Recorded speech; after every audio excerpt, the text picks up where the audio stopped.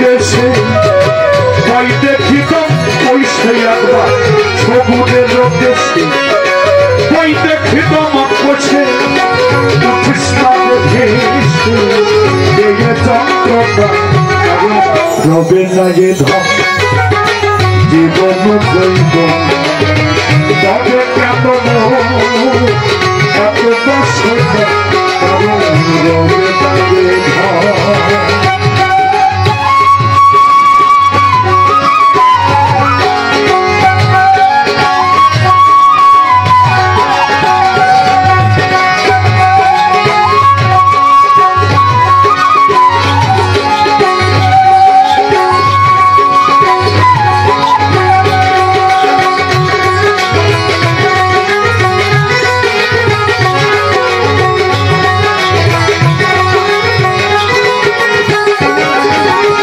যে করে কাদা চরণের আশা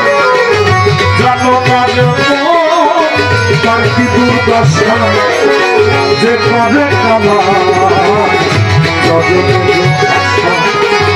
জানো না তার কি দুর্দশা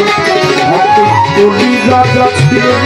তার সর্বস্ব ভাগ দিল ভক্ত কলি রাজা ছিল তার সর্বস্ব ভাগ দিল বামন রূপে প্রভু তোরে ছল রবে লাগে জীবন জৈব তবে কেন এত বাসনা কারণ রবে লাগে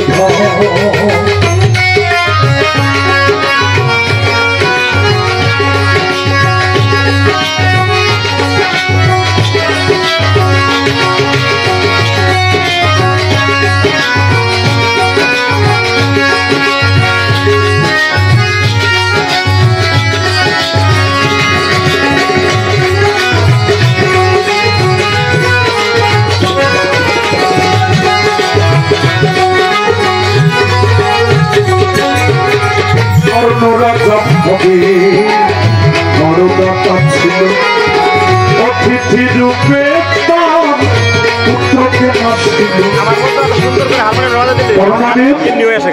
একজন রাজা ছিলেন তিনি দাতা টাইপের মানুষ এই কর্ণ অতিথি ছাড়া সেবা করতো না তাই একদিন কর্ণ সেবা করার অতিথি খুঁজছে হঠাৎ তার গুরু বুঝতে পেরেছে যে আমার ভক্ত কর্ণ সে অতিথি খুঁজছে তাই সে একটা তার রূপ চেঞ্জ করে অতিথি রূপ ধারণ করে কর্ণের বাড়িতে আসলো অতিথি পেয়ে কর্ণ খুব খুশি আসন দিয়েছে ধূপ ধুমা দিয়েছে অতিথিকে ভক্তি দিয়েছে এবার কর্ণ বলছে অতিথিকে বলছে প্রভু আপনি আমার বাসায় কি সেবা করবেন বলেন আপনি যে সেবা করবেন আমি সেটাই দিব বলছে দাতা কর্ম রে আমি জানি যে তুই দাতা মানুষ কিন্তু আমি যে সেবা করবো তুই দিতে পারবি তো বলছে প্রভু একবার বলে দেখে তো বলছে অনেকদিন ধরে মানুষের মাংস খাইলে যদি পারিস একটু মানুষের মাংস এবার কর্ণ বলছে প্রভু আমার শরীরের অঙ্গের কোন অঙ্গের মাংস আপনি খাবেন বলেন আমি সেখান থেকে কেটে আপনাকে এনে দিই তো বলছে আরে কর্ণ আমি তোর শরীরে তোর পুরো মানুষের মাংস নেই তাই না তোর একটা সন্তান ছোট ঘুরে বেড়াচ্ছে তোর স্ত্রী ধরে তুই জবাই করবি জবাই করে ওই সন্তানের মাংস রান্না করে নিয়ে আমাকে দিবি আমি ওটা স্বীকার করে এবার সন্তানকে কর্ণ ডাক দিলেন বললেন বাবা আমি